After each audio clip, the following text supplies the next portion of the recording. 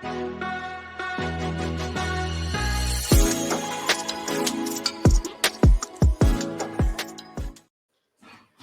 welcome back to The Ardent Wife. So glad everyone is here.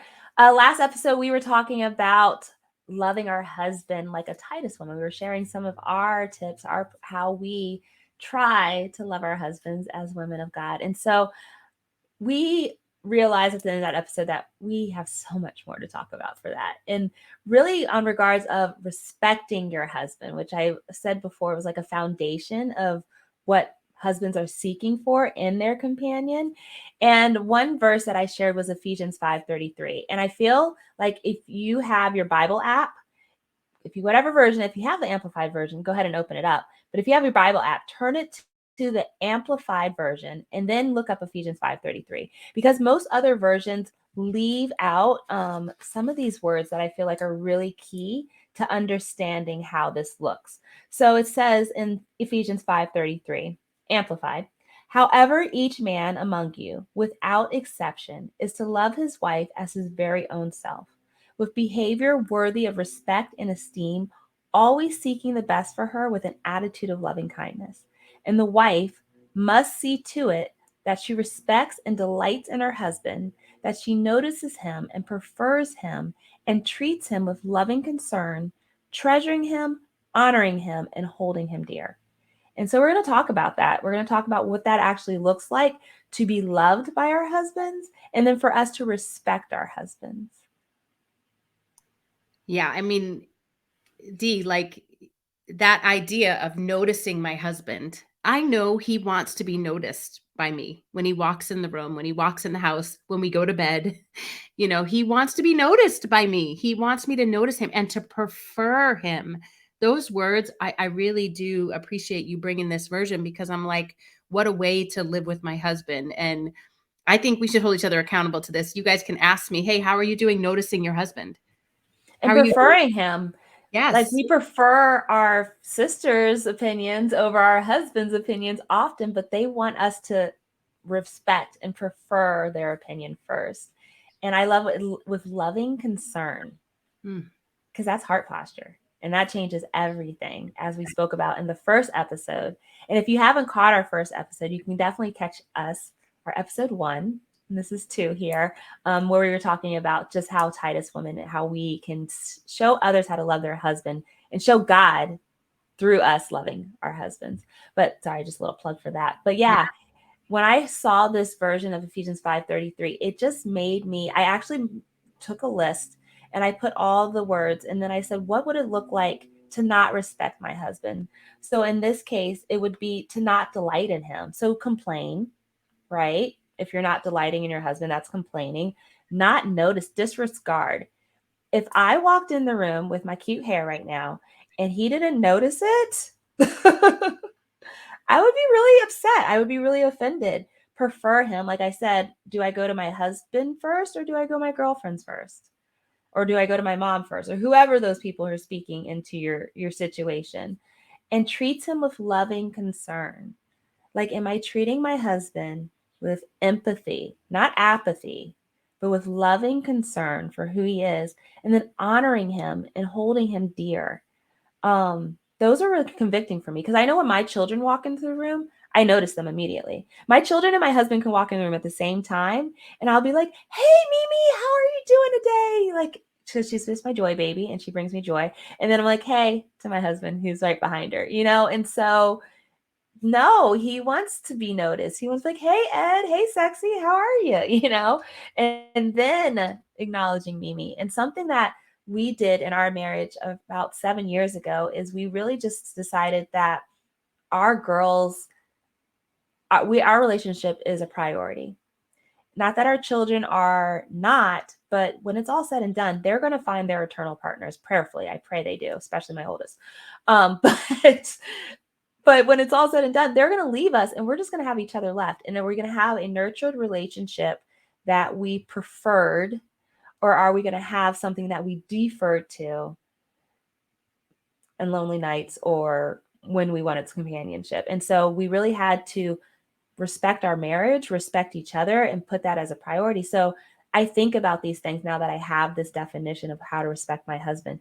Am I noticing him? Am I preferring him? Just like you said, Jen. And I think too, I have to say, I too was convicted in this. I'm like, ooh, because sometimes, as a stay-at-home mom, I'm here all day, and sometimes Chris walked through the door. I'm like, I don't even get up. He was like, oh, I don't get a greeting, or I'm at the end of. I'm like, you just don't know. He is. I wish y'all could see him. He like, but no. So I'm He's like, yep. like, Mm-hmm. talk about this gonna help her too. As I said before, do not have it all together. But I'm just still sitting on the couch, and depending upon how my day has been, like I take that out on him. Like, you got to go out all day. I've been sitting here all day. Like, you come over here and serve me. You prefer, that type of deal.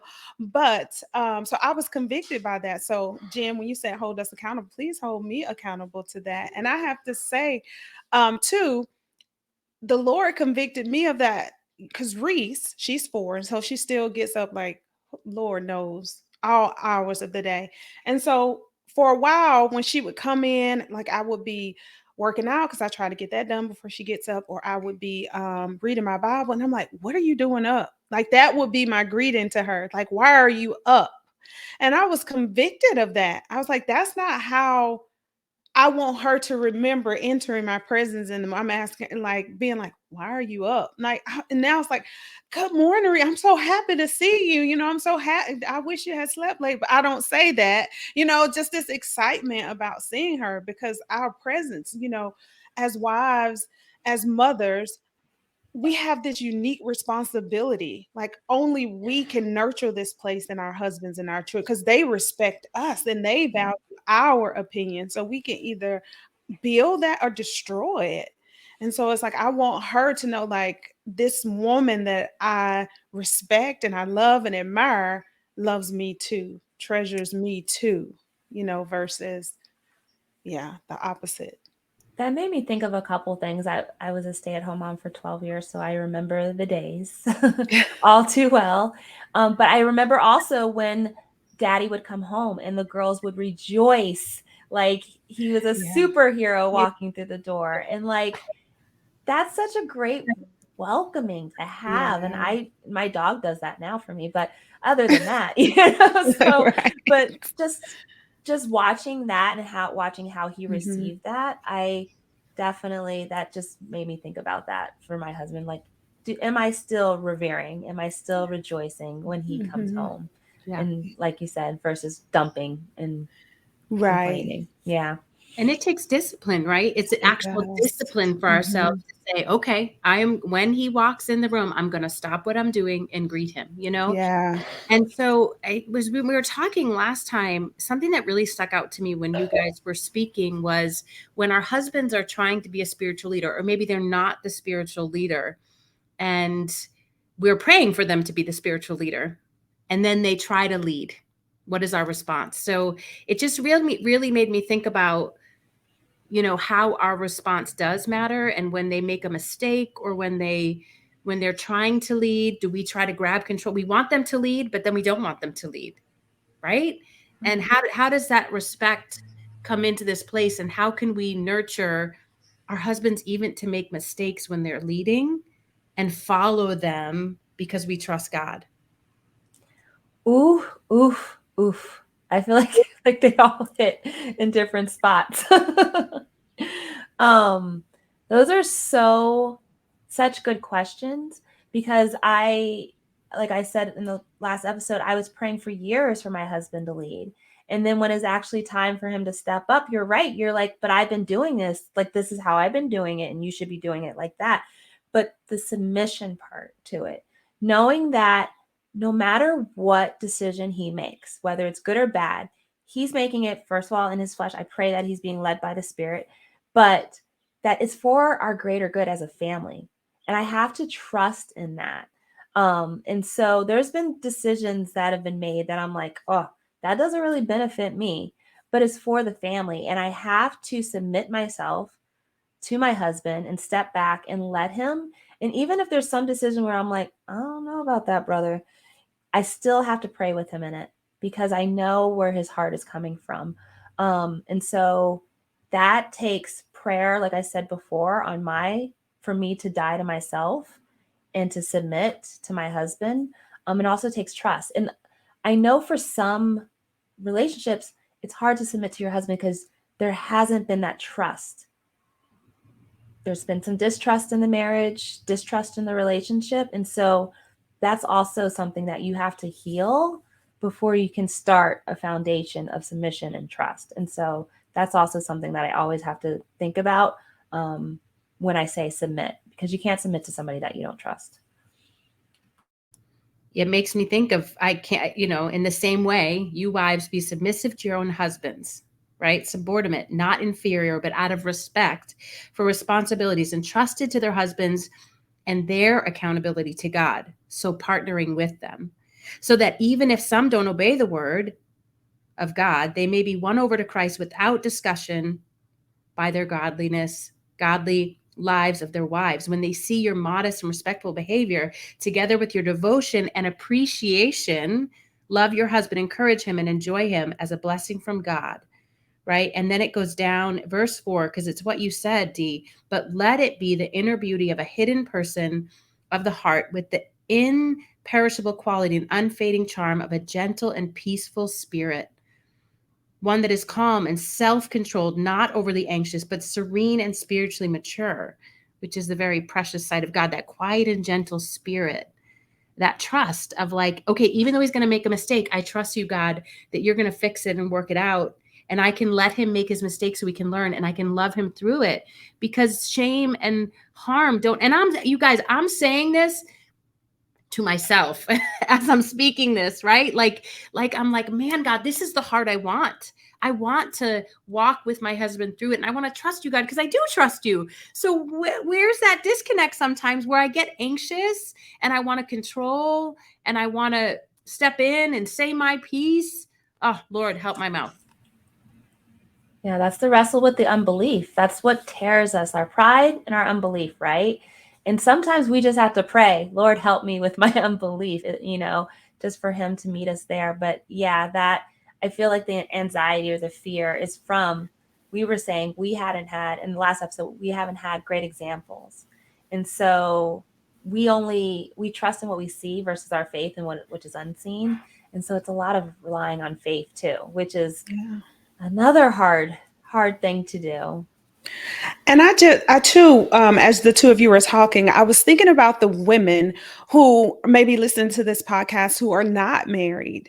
And I think that's a great opportunity, to think about what you want in a mate. And I often say, it's like, if you can't submit to him, if you feel like you won't be able to submit to his leadership, or you don't trust the way he leads, or you don't trust the way he handles certain situations, then you probably don't want to be under his authority, under his leadership.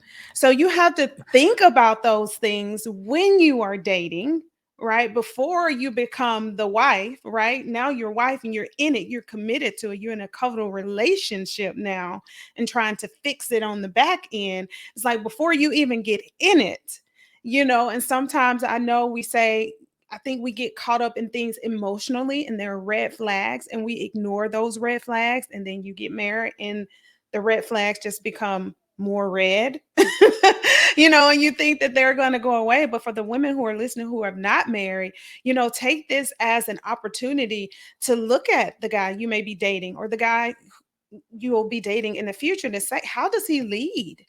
Do I trust him? Because as Dee said, you're not going to submit to someone you can't trust. So look at the way he's making those decisions, how he's leading in other areas of his life, and think, if you can't trust him, if you won't submit to him, then you probably shouldn't marry him.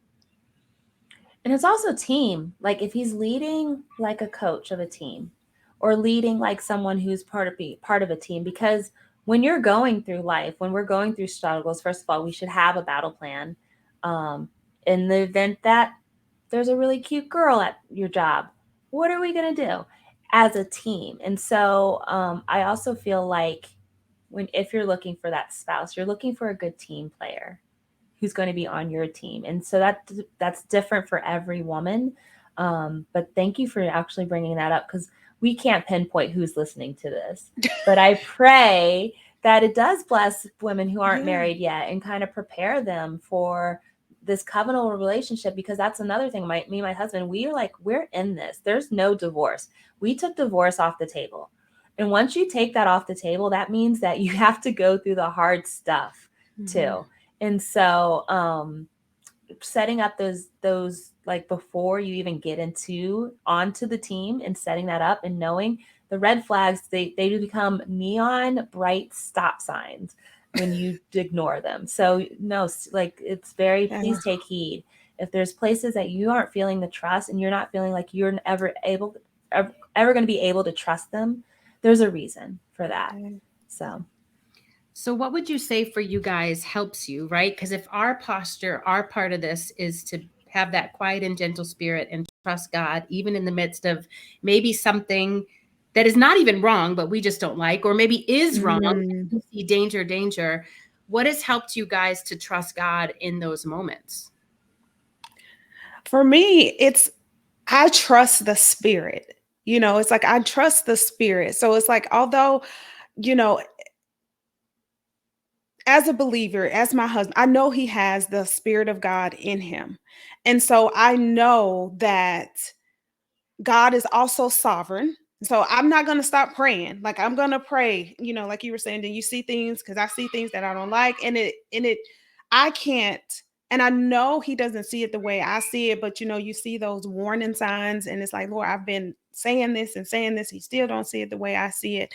But I was like, Lord, but the Holy Spirit that's convicting me of it lives in him. And so I'm going to trust that in your timing, like I'm going to put my faith in you, and I'm going to pray to you, and I'm going to trust that in your timing, the same Spirit that convicts me, because he's the same, he's going to convict him too. And it probably has to do with, it's just not time yet. Trust in the Lord's timing, waiting on him, because I could take their approach, nag. And I think when we do that and we keep trying to control, we're not really trusting. It's like, I'm trying to make you see this. I want to make you see, like, this isn't right. This, instead of hands off, like hands up, I surrender it. And I'm going to trust you. I also think, and you're right, but you definitely should share after prayer your opinion of why. And then let your husband take what you've given him and make that decision. And just let him know, like, these are the reasons why I don't think this is a good idea. And this is what I've prayed about. I've let them know you've prayed about it, and ask him to pray about it too. And then see, because there's been situations where I'm like, yeah, no, that is not going to work. But then I'm like, okay, maybe it's me. Let me pray, Lord. No, it's still not going to work. All right, babe, I prayed about it, and this is why I don't think it's going to work. And sometimes he's like, yeah, and sometimes, no, it's going to work.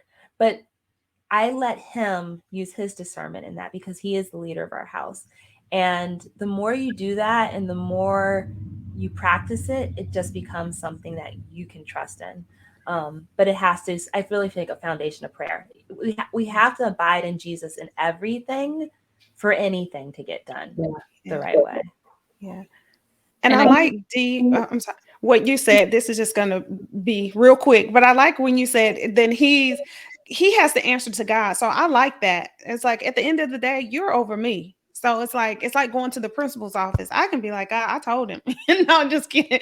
But I kind of feel like at the end of, like, he is responsible for this thing. Like, I told you, sir. So now at this point, it's between you and God. So yeah, and I like how you framed that too, Dee, because I know how I approach my husband with it is key. So it's, I feel about what I want. He's always, he does marriage counseling. So I hear this statement, but I've needed this statement because instead of saying, well, you, no, it's like, hey, honey, I've prayed about this and I feel anxious. I feel scared.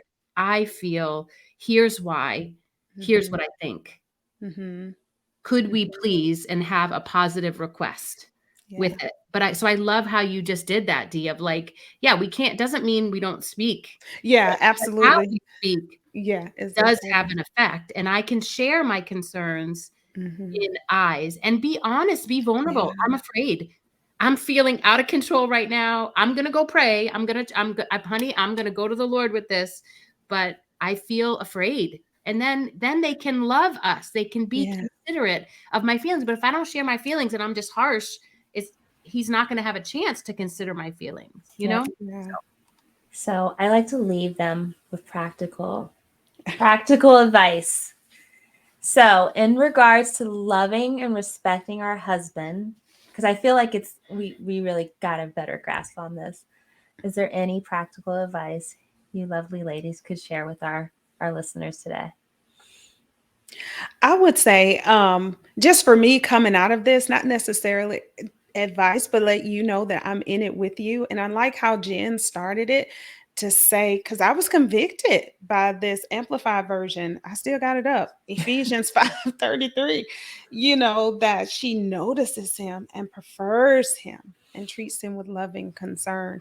And so for me going forward, like my action item out of this, my conviction out of this, as he walks over here and listens to me say this and get closer, is to do that when he comes home in the evening, to notice him, to prefer him, and to greet him. So we're going to check in. Okay. We're going to check in a week. How long did it last till Wednesday? Did you keep it up all week? Because I love my husband, but he's all about making a life change on a Monday. But by Wednesday, he's like, I'm good. Life's good the way it was. So Right. we're going to check in here too, as well as, are you respecting your husband as Ephesians 5:33 has called us to in the amplified version? And how did that change? How did that change the dynamics of his response to you? Right. I'd love to hear some of how this is working and out in people's lives. That would be absolutely amazing. Jen, did you have? Oh, wait, but hold me accountable too. Hold me accountable. Okay. Too. I want to be able to share too, but I think just what I said, express what you want, express it, share your feelings, be vulnerable in a kind way, and give a positive request about what you need. Have some time in prayer, like you said, Dee, to know what you need and just ask for it in a kind way. Hey, everyone. Thanks for listening to us today. We're really excited to dive deeper with you, and we'd love for you to join our Ardent Wives Club. We here as Ardent Wives are looking to love our husbands. We want to love and respect our husbands. And so we've created exclusive access to a breath prayer for you so that you can grow deeper in your love for your husband here on this earth. So go ahead, click on the show notes and join the Ardent Wives Club. Yeah, and I want to add, get in your word, like we like you to do, and take that verse and dissect it. Like compare. Do a little checklist. Am I revering him? Am I preferring him? In what areas? Sometimes we do it in some areas and sometimes we don't do it in others. And then let's work on those things. You don't have to eat the whole pie in one sitting. You can just take it slice by slice and just work on that and give yourself grace, because you have all eternity to build this relationship. But definitely take the time to make the investment, and it's so worth it. So until next time, sisters, keep crying, keep laughing, and grow closer to Jesus.